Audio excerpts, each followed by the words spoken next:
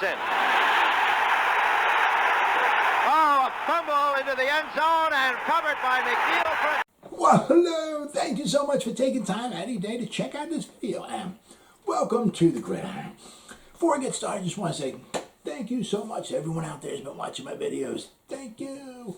If you can maybe give this video a thumbs up or possibly leave a comment below, maybe even share this video, it would mean so much to me. But at least anyway, thank you so much for just taking time out of your day to check out this video.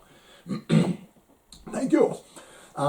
Usually what I do is like game day, I'll do like a preview of the game.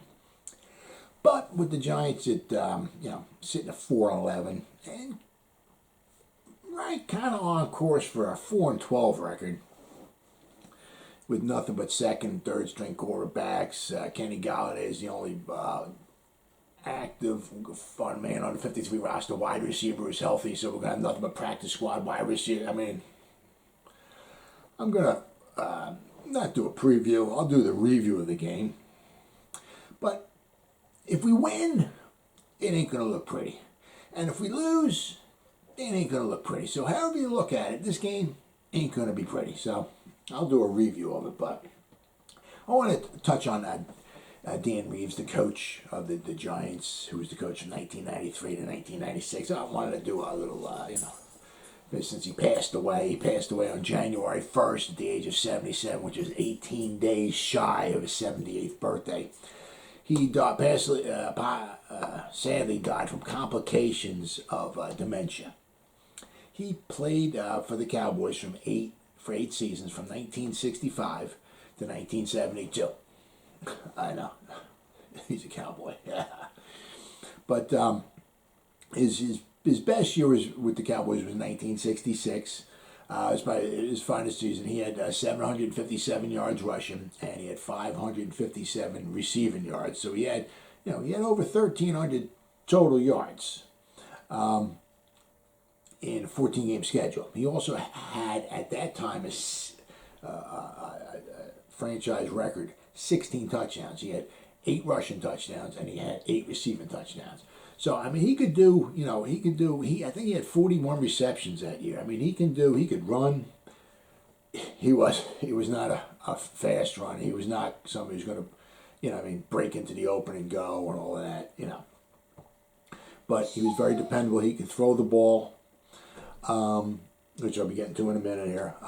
He was a good receiver, dependable runner. He would get you some yards. As I said, he was just, he wasn't averaging 5-6 yards a carry, but he was a very good, very good, dependable ball player. In 1968 is basically kind of where he found his love for what he was going to wind up doing after his football career was over with. He wound up getting hurt. So he wound up, after his career was over with, he wound up being an assistant coach with Tom Landry, one of the greatest coaches of all time. Of course, he was on the Giants staff, and with him and Vince Lombardi, we didn't keep the guys.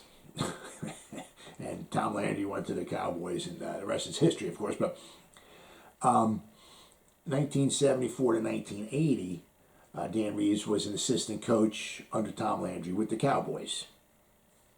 And he went, after 1980, he became a head coach of the Denver Broncos from 1981 to 1992. Then that's when he started coaching the Giants after he wound up getting fired from the Broncos. 93 to 96, he was with the Giants. And then with the Falcons, he was with the Falcons from 97 to 2003. So basically, from 1974 to 2003, 30 straight years, he was a coach. I mean, in the beginning, just an assistant coach. But, once he was from 1981 to 2003, he was a head coach for 3 different teams. He took all 3 different teams to the playoffs, too. And all 3 different teams won playoff games underneath him as well, too. But in that 1968 season, how he wound up coming upon that, that he wanted to be a coach after his career was over, was week 4 of the 68 season. The Cowboys were playing the Cardinals. and he wound up he hurt his knee. He did a sweep play. Now he did a sweep to the left. He had his John Wilbur was his guard. So he was a pulling guard, was in front of him, and Dan Reeves had the ball. And what he was saying was that, he was following Wilbur, but he couldn't, because Wilbur was pretty big, I guess. He said he couldn't see over him. So he decided he wanted to make a cut. So as he planted his leg, he wanted to plant his left leg, to make a cut. Lonnie Sanders, the defensive back from the Cardinals, came in to break the play up. I mean, like back then, on sweep plays, when you're a cornerback, you do one of two things. You either stand up, and you have the guard or whoever it is just ply into the stadium seats, or you get down low and you take out the guard and you just try to disrupt everything. Well, that's what Lonnie Sanders wound up doing. He went in low, to try to, get away from the John Wilbur's block, the guard, and try to take out Reeves. Well, he wound up taking out Reeves, but unfortunately he took his knee out as well, too. It was in 1968. That was the same exact thing that happened to Gale Sayers. 1968, Gale Sayers was averaging over 6 yards a carry. I mean, he was having his greatest season. Phenomenal season he was having. Same thing happened. It was at Wrigley Field. They were doing a sweep this time. Instead of when Reeves got hurt, their sweep was to the right. Gale Sayers' sweep went to the left. Now, same thing. He had a pulling guard in front of him. And Kermit Alexander came in to break everything up. And, it's either you stand up and get run over, or you go down low and you try to break everything up. Well, that's what Kermit Alexander did. Well, Kermit Alexander came in and he broke it up. He took out Sayers, but unfortunately it was the same exact thing that with Reeves. Sayers' leg was in the ground, planted in the ground, right, with his weight on it, and Kermit Alexander came in and took the knee. He took the knee. Same thing with Reeves. So unfortunately that's how they wound up getting hurt. But Reeves, he wound up. He was in the hospital for like 2 weeks. He had a cast on for another couple weeks. But he was chomping at the bit to get back. But unfortunately, I guess the rules of the way they had it was back then was that he was not able to come back. It was week 4, and even if he was healthy, I'm not exactly sure how it is, but apparently what I was reading is that he was not able to come back. He was not allowed to come back. But he said that during the season, he charted some plays. He said he'd go up to like the press box or the coach's box or whatever. He would talk with coaches and, diagram plays with them or the coaches' meetings and stuff. He would be sitting down in there and everything. And he really got a liking to the coaching aspect of it. And that's about the time that he realized that this is what I'd like to do after I wound up retiring. So after the 1972 season, that's what he wound up doing. Now, he was in, when he was with the Cowboys, he had a couple famous, kind of, not famous plays. One of them was 1967, the Ice Bowl. Let's see. The Cowboys were losing 14-10. It was in the fourth quarter. It was, the Cowboys had the ball around midfield. Now, points were at a premium. It was the Ice Bowl. It was 15 degrees below zero. The wind chill was even much colder than that. So it was hard just to do anything, especially throw the ball. Well, there's one particular play. Dan Meredith handed the ball off to Reeves. Reeves started coming to the left like he was going to run the ball, and he stopped and he threw a ball. It was a 50-yard. He didn't throw it 50. Lance Rensel caught it and ran the rest of the way in. But he threw the ball like 30, 35 yards or so down the field to a wide-open Lance Rensel, who caught it and ran in the end zone. So, I mean, that was pretty impressive to complete a pass. If you're a running back in one of the coldest games ever, I mean, that was pretty impressive. He wound up giving the Cowboys a lead with that pass, 17-14. The Cowboys wound up losing that game, but that was a kind of a famous play that he's in. Another famous play he was in, which didn't work out so well, Super Bowl V. It was like the final 2 minutes or so of the game. The Cowboys had the ball. Game was tied at 13. He ran out for a pass. Craig Morton threw the ball to him, threw the ball kind of high, and the ball bounced off his hands. And it wound up going into Mike Curtis's hands, who intercepted the ball. Mike Curtis ran, he got tackled, and then with 5 seconds left to go in the game, that set up the game-winning field goal. Jim O'Brien's 32-yard game-winning field goal. So they wound up winning the Super Bowl. So because the ball bounced off his hands, it was a little high, but because it bounced off his hands and got intercepted by Mike Curtis, that set up the winning field goal. So that's a play I'm sure he wouldn't want to remember. There's just a couple of plays he was involved in. All in all, he was a decent, football player, very bright person. Now, when he was with the assistant with the Cowboys, he went to he played right in 2 Super Bowls. 1970, they lost. All right, to the Baltimore Colts, 16-13. The next year, they went to the Super Bowl again, Super Bowl 6, and they beat the Dolphins, 24-3. So as a player, he went to 2 Super Bowls. He was in 2 Super Bowls. He was an assistant with the Cowboys from 1970 to 1980. They went to 3 Super Bowls. Super Bowl 10, they lost to the Steelers, 21-17. Super Bowl 12, they beat the Denver Broncos, 27-10. And then the next Super Bowl 13, they lost. It was a real good one. 35-31, they lost to the Pittsburgh Steelers again. So from 1970 to 1978, he either played in or helped coach in 5 Super Bowls. Now, coaching the rest of his coach, he would wind up going to an additional 4 Super Bowls, right? So after, he wound up leaving the Cowboys after the 1980 season to become the coach of the Denver Broncos. His record with the Broncos was 110-73-1, so pretty good. His playoff record was 7-6. He had 6 playoff appearances with the Broncos. He had went to 3 Super Bowls with them. Super Bowl 21, of course, they lost to the Giants, 39-20. Super Bowl 22, the next year they lost. They were winning 10-0, and they lost 42-10 to the Redskins. And then Super Bowl 24, 2 years later, they got killed by the 49ers. 55-10. I mean, what a unbelievable, horrible Super Bowl that was. So he was there until 1992, and then he wound up starting to coach with the Giants in 1993. Worked out good because we got rid of Ray Hanley because he was horrible. And then 93, after he wound up getting fired from the Broncos, he took over for the Giants. Now, with the thing is, with the Giants' his first year was he was the coach of the year. Took the Giants at 11-5 record. We were second in the NFC East. It was one of the more kind of famous games in the Meadowlands was called the Emmitt Smith game, where he had separated his shoulder, and the Cowboys wound up winning the game in overtime, 16-13, and the Cowboys wound up 12-4, and the Giants were 11-5. So the Cowboys were in first place.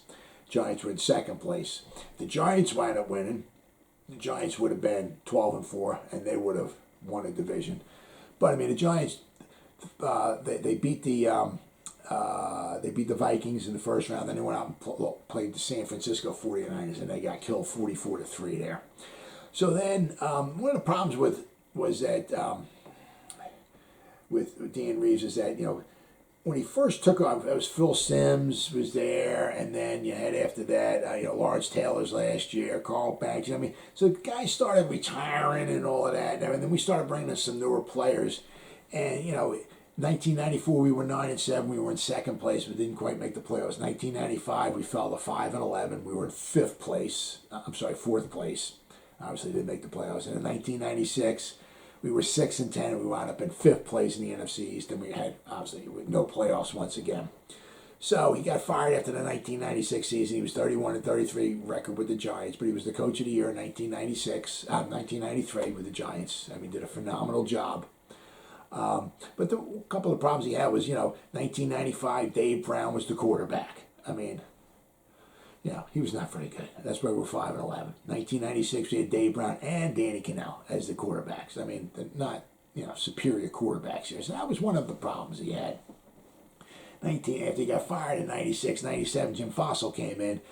He was an offensive coordinator and like a quarterback coach. So we had Cannell and Brown And I think with his offensive intelligence, all that and everything, I think he was able to, the Giants wound up 10-5-1 in 97, Fossil's first year. We wound up in first place with Cannell and Brown. So I think, I don't think Reeves was great at maybe getting the best out of like mediocre quarterbacks, shall we say. And I think that really wound up hurting him. But after 96, he got fired, and then he just, he went up to the Atlanta Falcons. 1997 to 2003, he coached the Atlanta Falcons. His overall record there was 49-59-1. He had 2 playoff appearances. He had 1 Super Bowl appearance, Super Bowl 33. They lost 34-19 to the Broncos, who he had coached, years before. And John Elway was his quarterback then, and John Elway was the quarterback then when he beat the Falcons. So, the Falcons were, in 1998 when they went to the Super Bowl, they were a very good team. They were 14-2.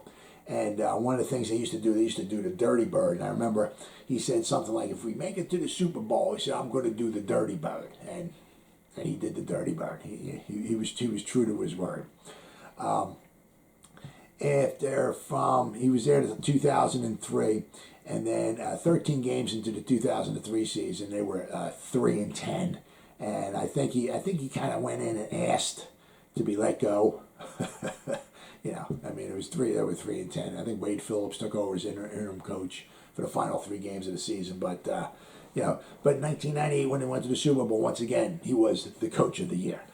So his coaching record, overall coaching record, regular season and playoffs, he's 201, 174, and 2. All right. Now, he's only one of 9 coaches in NFL history to win over 200 games. Only one of 9 coaches. He has the most playoff wins, 11. He's tied with Marv Levy of coaches not to win a championship. He's got 11 playoff wins. And, that's pretty impressive, and not to win a championship. Same thing with Marv Levy. And he has the most Super Bowl appearances. He's tied with Marv Levy and Bud Grant. Super Bowl appearances, 4 of guys not to have won a championship.